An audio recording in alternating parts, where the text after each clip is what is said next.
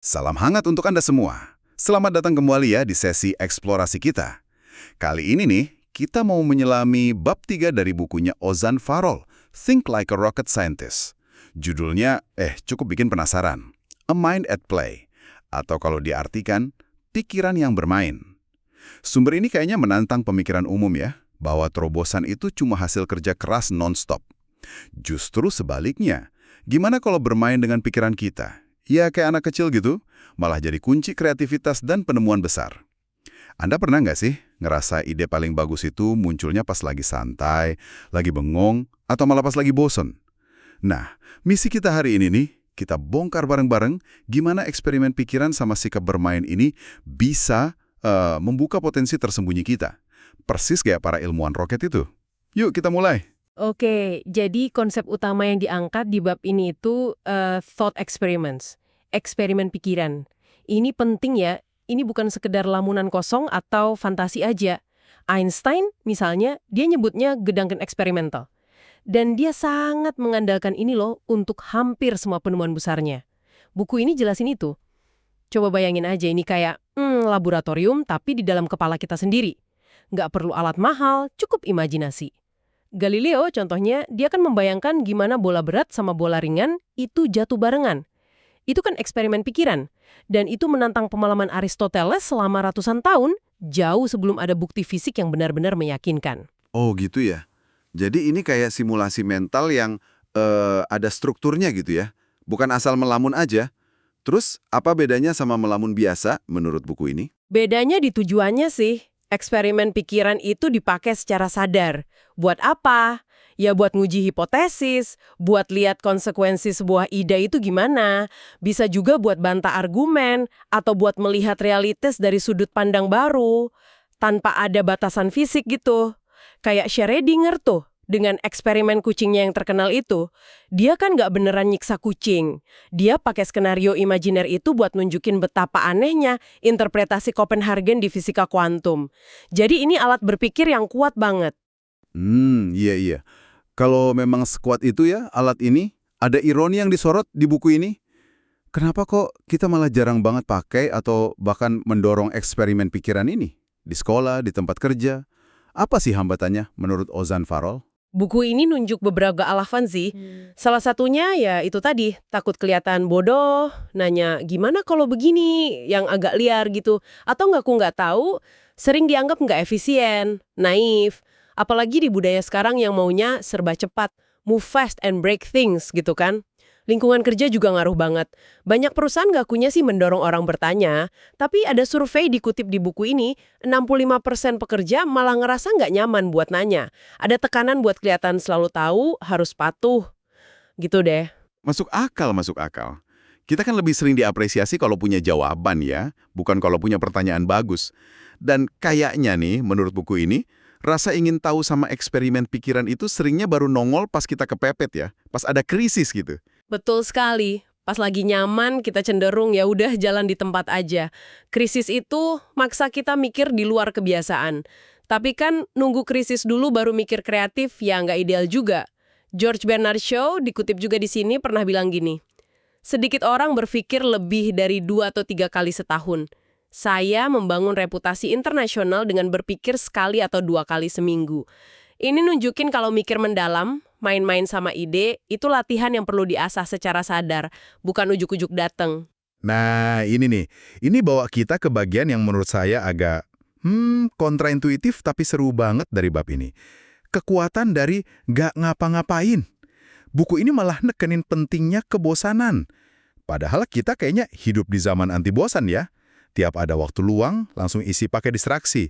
Gimana ceritanya bosan bisa jadi kunci kreativitas? Lebih dalam, buku ini ngutip studi loh yang nunjukin mayoritas orang, sekitar 80% orang Amerika, itu nggak nyempetin waktu cuma buat santai atau berpikir.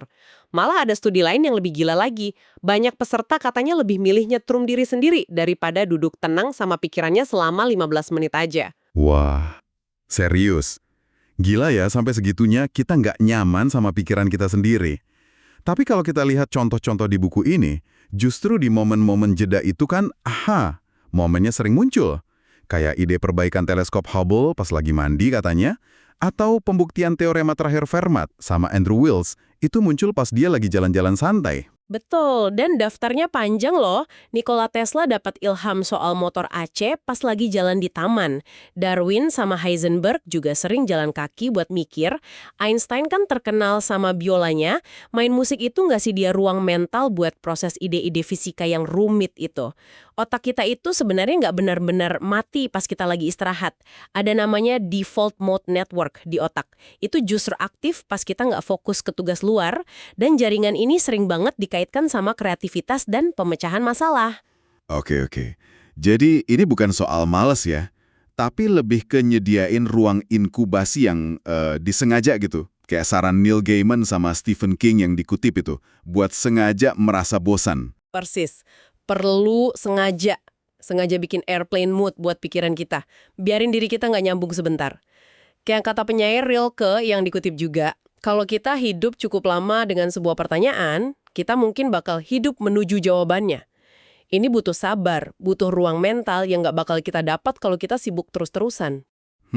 Oke.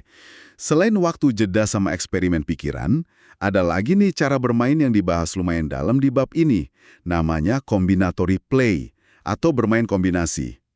Ini kayaknya lebih aktif ya, bukan cuma ngebiarin pikiran ngelantur. Bener, bermain kombinasi itu lebih ke kita secara aktif nyoba nyambung-nyambungin konsep atau ide dari bidang yang kelihatannya wah nggak ada hubungannya sama sekali.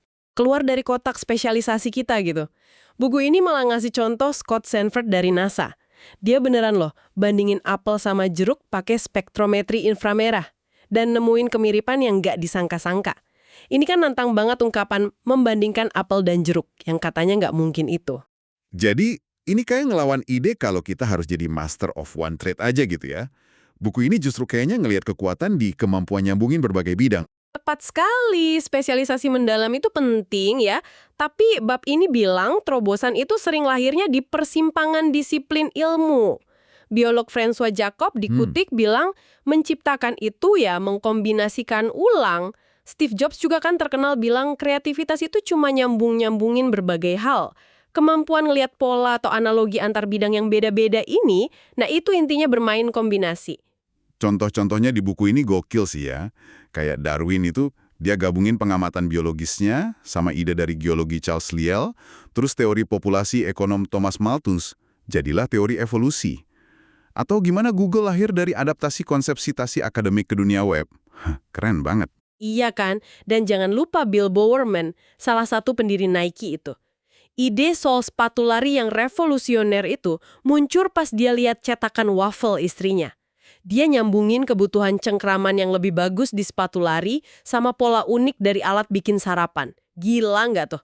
Ada juga Reed Hastings yang terinspirasi model langganan gym buat ngatasin masalah denda telat di rental video. Lahirlah Netflix. Ini semua contoh apel dan jeruk yang berhasil disambungin. Oke, konsepnya kuat banget. Tapi gimana caranya kita bisa ngelatih otot bermain kombinasi ini ya dalam hidup kita sehari-hari? Ada saran praktis nggak dari buku ini? Sarannya cukup jelas sih. Pertama, ya sengaja aja ekspos diri kita ke ide-ide di luar bidang kita.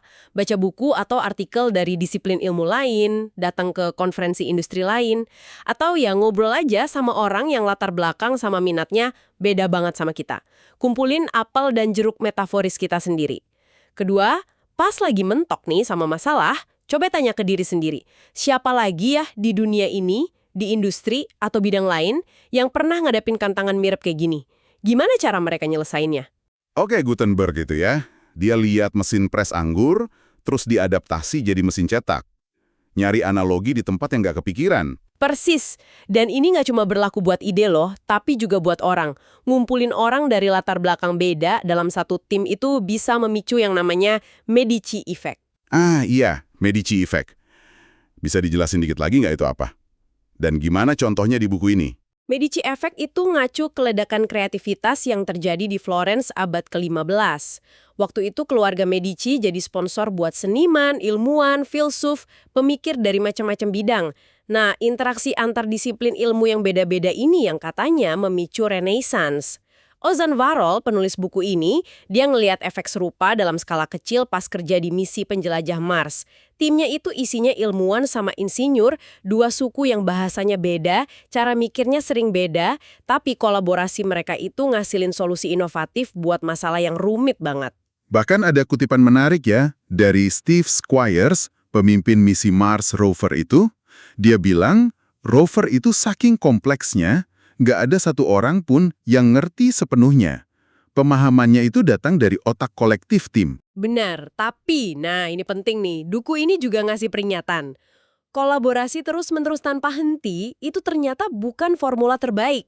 Studi yang dikutip nunjukin kalau kelompok yang gantian antara waktu interaksi intensif sama waktu kerja individu yang menyendiri itu cenderung lebih berhasil mecahin masalah kompleks dibanding kelompok yang bareng terus atau misah terus.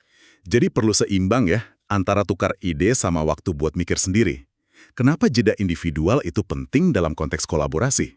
Waktu buat refleksi sendiri itu ngasih kita kesempatan buat memproses ide-ide yang muncul dari interaksi. Nyaring ide, ngembangin, atau malah nyadar, oh ini ada kurangnya, sebelum dibawa lagi ke grup. Kayak kata Isaac Asimov yang dikutip juga, untuk setiap ide bagus ada 10.000 ide konyol yang nggak pengen kamu tunjukin. Nah, ruang pribadi itu ngasih kesempatan buat milah-milah ide konyol itu dulu. Oke, selain eksperimen pikiran, jeda, sama bermain kombinasi, ada satu lagi nih, pilar penting dalam pikiran yang bermain ini. Mengadopsi Shoshin, atau pikiran pemula. Maksudnya apa lagi nih? Shoshin itu konsep dari Zen Buddhism. Artinya secara harfiah, pikiran pemula. Intinya, kayak kata guru Zen, Shunryu Suzuki, di pikiran pemula ada banyak kemungkinan, di pikiran ahli hanya sedikit. Kalau kita udah ngerasa ahli di satu bidang, pandangan kita bisa jadi sempit. Kita jadi terpaku sama cara-cara lama yang udah terbukti, dan mungkin jadi kelewatan solusi atau pendekatan baru yang radikal. Buku ini ngasih contoh bagus soal ini. Louis Pasteur misalnya diminta ngatasin penyakit ulat sutra padahal dia bukan ahli di situ. Gurunya malah bilang justru lebih bagus, karena Pasteur nggak terbebani asumsi-asumsi lama di bidang itu, ya kan? Tepat. Begitu juga Einstein pas publikasiin teori relativitas khususnya, dia kan pegawai kantor paten, bukan bagian dari fisikawan mapan waktu itu. Status orang luar ini bikin dia bisa nantang asumsi dasar soal ruang dan waktu. Banyak inovator besar kayak Elon Musk di industri roket, Jeff Bezos di retail, atau Reed Hastings di rental video, mereka itu pendatang baru di industrinya. Mereka bawa kacamata baru. Agensi iklan Widens plus Kennedy bahkan punya moto walk in stupid tiap hari. Ini bukan berarti jadi bodoh ya, tapi masuk kerja dengan rendah hati, siap mempertanyakan segalanya seolah baru pertama kali lihat. Gimana kita bisa terapin pikiran pemula ini secara praktis? Kuncinya sih secara sadar nantang asumsi kita sendiri. Tanya aja, kenapa ya kita selalu lakuin ini kayak gini? Atau gimana kalau asumsi dasar ini salah? Ini soal mempertahankan rasa ingin tahu kayak anak kecil. Nggak takut nanya pertanyaan mendasar, bahkan buat hal-hal yang udah dianggap baku sama para ahli. Jadi kalau kita rangkum nih ya, pembahasan kita di bab 3, A Mind at Play ini, intinya bermain itu ternyata kerja serius buat otak kita. Lewat eksperimen pikiran, buat jelajah kemungkinan, merangkul kebosanan sebagai lahan subur ide, berani melakukan bermain kombinasi dengan nyambungin hal tak terduga, dan adopsi kerendahan hati pikiran pemula, semua ini tuh alat bantu mikir yang kuat banget, yang dipakai para ilmuwan roket buat mecahin masalah yang kelihatannya mustahil. Dan buat Anda, sang pembelajar, ini bukan cuma teori doang loh. Ini seperangkat alat praktis.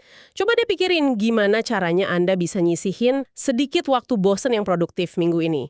Gimana Anda bisa secara sadar nyari koneksi antara bidang Anda sama bidang lain yang kayaknya nggak nyambung. Gimana Anda bisa nantang satu aja asumsi dasar dalam kerjaan atau proyek Anda sekarang. Ya, ini kayak undangan ya, buat ngasih izin ke diri sendiri buat eksplorasi, buat nanya gimana kalau, dan gak usah takut kelihatan agak nggak efisien atau keluar jalur sesekali. Kadang-kadang jalan memutar itu justru yang bawa kita ke tujuan paling menarik, bener nggak?